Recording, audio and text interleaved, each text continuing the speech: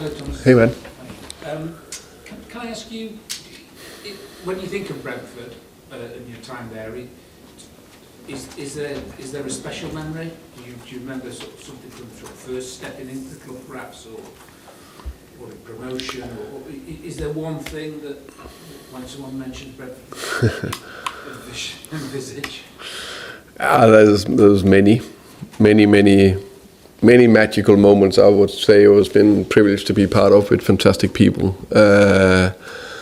Of course, the promotion is the standout achievement. Getting promoted to the best league in the world, first time in 4 years or something like that.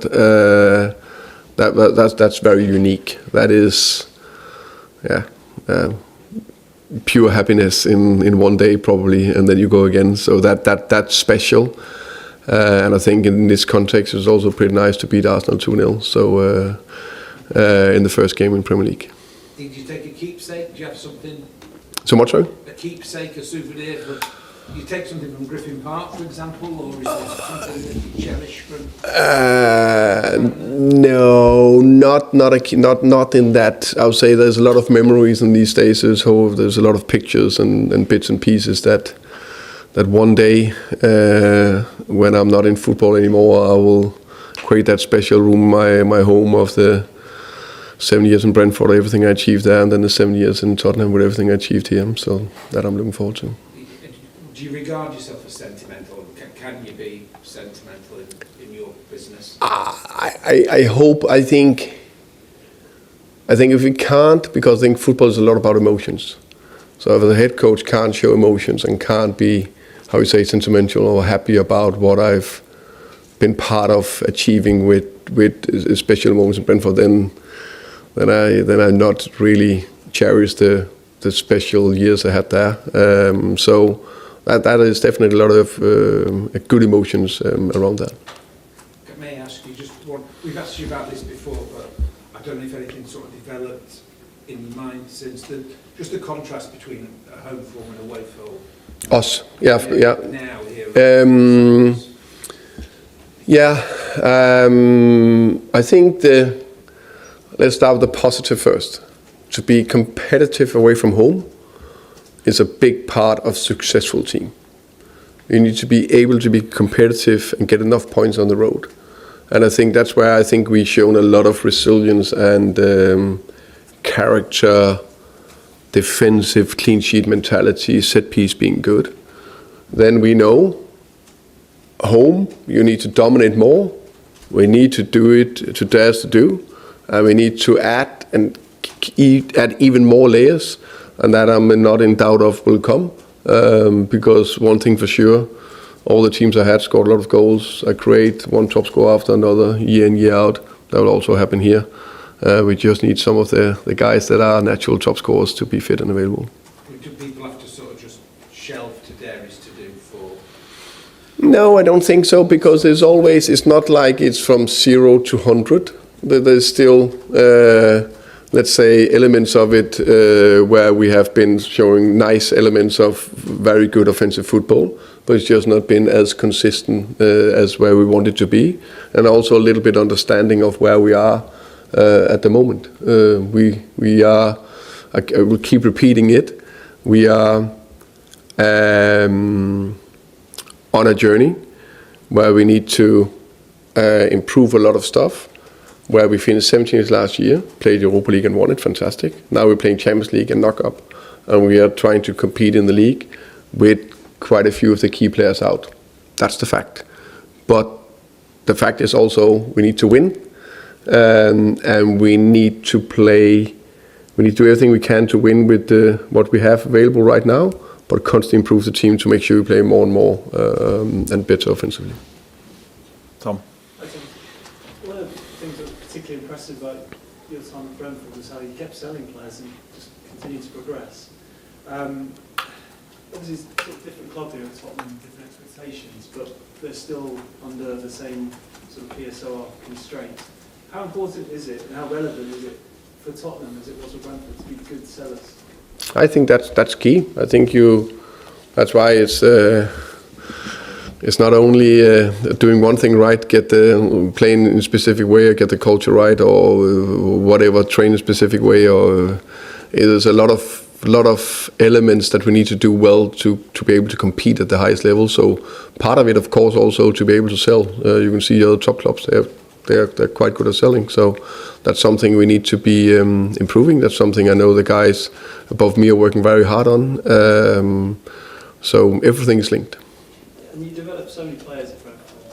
I'm sure many come to your mind, and almost probably like picking your favourite kids because they're all success stories in their own right. But is there any one player that you remember developing where you were particularly proud of it, and that you can use almost towards as a useful example towards a current player in the current squad?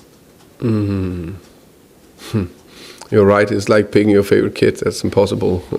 I got 3 kids myself, so I can't say that one of them are a bigger favorite than others. There's a lot of good success stories, but also a lot of them are where it takes some time. You can say the latest one is Brian Burma. It took 6 years from when he arrived as 19 years old to 25 before he went, and he just ended he went when he was on the top of his performance level. And I think it's that when that was that stage that in Brentford, it's different here.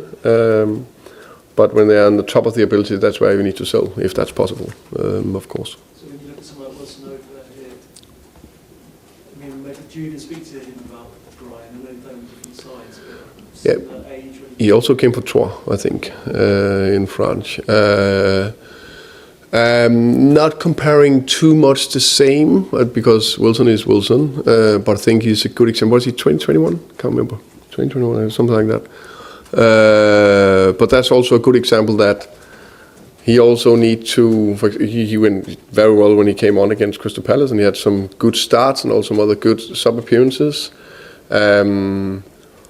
But then there's also, do we have a team that's fully functioning, and you can play one talent game in, game out, or you can give them the time. That's a big part of that, getting better.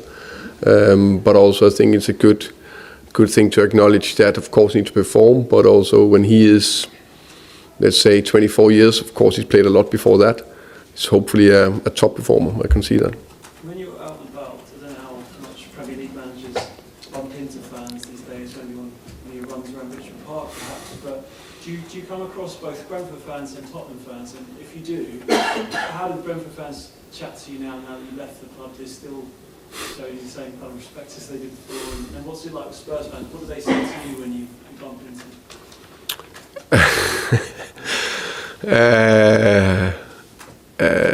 They actually was in London yesterday and met a couple. One was a Brentford fan and the other was a Tottenham fan, and the Brentford fan was very positive and said thank you for everything I've done at the club. And I said, you're welcome. It's not only about me, it's everyone doing things together. And the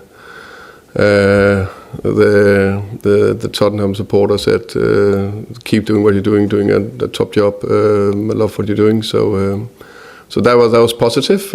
I guess the one that's not that positive either are not brave enough to say it into my face. So that's probably a little bit easier behind the keyboard. But the message there is, generally positive. Just lastly, I know Dominic Solanke's, who must not be named right now, but last season we had Igor Thiago who came in to effectively be Ivan Toney's replacement before you sold him, and then he got injured pretty much for all the season. I know he's doing brilliantly now, but you didn't really get a chance to use him. How much was that kind of, although you wouldn't have wanted it at the time, was that also almost been like useful experience for what you had to deal with here, missing your central striker throughout the season? Yeah, you can say that. I also think you can say Jon Wisse did well before that, but the year before did very well. Now he then continued playing, so even the games where Igor Thiago was available, Wisse played because he was on fire. Ended up scoring 19 non-penalty goals. It's incredible. achievement. What I knew was that I was convinced that Igor will be a goal scorer for Brentford, or not convinced the way he is as a personality, his mindset, but also his abilities, and he's proven that. And I think Keith and the coaching staff have done a top job to make him perform in every aspect. So it's a little bit similar here. You can say Richie, now he's played more or less a lot of minutes and done well. This far away from scoring 2 goals 2 days ago against Crystal Palace. But on the flip side, I'm also convinced that Solanke will score a lot of goals for us when he comes back. So back to that story about missing the fans. Where were you? You in London? Covent Garden. Was it just out with your family? Yeah. Just enjoying a Christmas? Yeah, just had a Christmas lunch, I think it was, or lunch, whatever. Not Christmas, lunch. Thank you, welcome. George, please. Hi, Thomas. I wanted to ask you about when Dean Smith went back to Brentford. You've been in charge a couple of months, he's obviously left a couple of months. You won 1-0, Neil Maupay scored a late goal, but I just wondered what you kind of remember of that occasion of a real Brentford legend in Dean coming back, having left, and what you sort of made of his kind of reception. He got a really good reception. I really liked it. Yeah. No, but that was a little bit the same. Dean done a top job, came into Brentford when Brentford struggled a bit, stabilized them in a very good way in the championship and gave them hope for the future.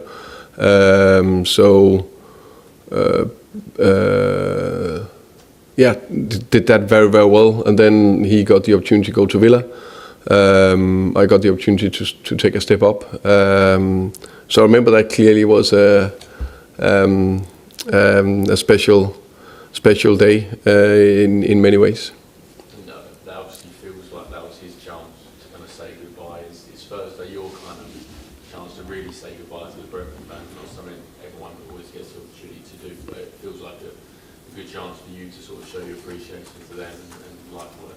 Yeah, definitely. I think in football it's such a special industry in many ways. So for players or managers, you can be there for many, many years, and then suddenly either you are sold or sacked or can stop whatever, but you never really get the opportunity the next day to come in and say goodbye, which was the same in Brentford. Even I was there for so many years, because then we were on holidays, how can you say, in between seasons, and then when I came back, they were started up, so you can't do it with respect. Even that I have a great relationship to Keith and we respect each other and we of course speak together and all that, but you can't really walk into the club because it's a little bit odd in many ways.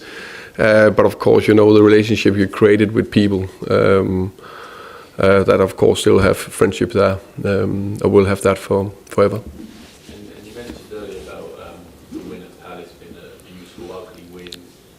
In this kind of period where there's so many games and it's not like the level of opposition drops quite a lot, is that kind of what you're looking for in this period? It can't be free-flowing. You've not got Xavi, you're playing every 3 or 4 days. Those beautiful, ugly wins are kind of the base to kick on. I think it's so important. I think every good team needs to be able to do that. And as I said, we are building something. I think also fair to say we are not where City or Arsenal, Chelsea or Liverpool are right now, unfortunately. We really want to be there. But even them, they need to win some ugly wins sometimes, where they're winning 1-0. How many times have Arsenal won 1-0 on a set piece this season? So we need to be able to do that. And I know it will be a very difficult team at Brentford. A part of created what I know I'm facing. I know it will be very difficult at the G-Tech. They have won 6 games, drawn 2, lost 1-0 to City. They've beaten Liverpool there, Newcastle there, Man United there. Recently 4-1 Bournemouth. That's wow. If you don't show respect to that, then it's the same. They're going here. You have 3 points, but we will be very respectful. We know what we are facing, and we need to be extremely competitive. And I know we will be. And just following, I know obviously you don't want to talk about Brennan, but if a player in your squad that's obviously a first-team player leaves, does that change the plans massively for January, or are you kind of looking at Solanke and Kulusevski coming in as it not being a real game changer to lose someone like the Brent? We are looking at every single time, let's say a player goes out, then do we need to get a new one in, or is it actually part of creating the right amount of players in the squad? Because you can't have too few, you can't have too many.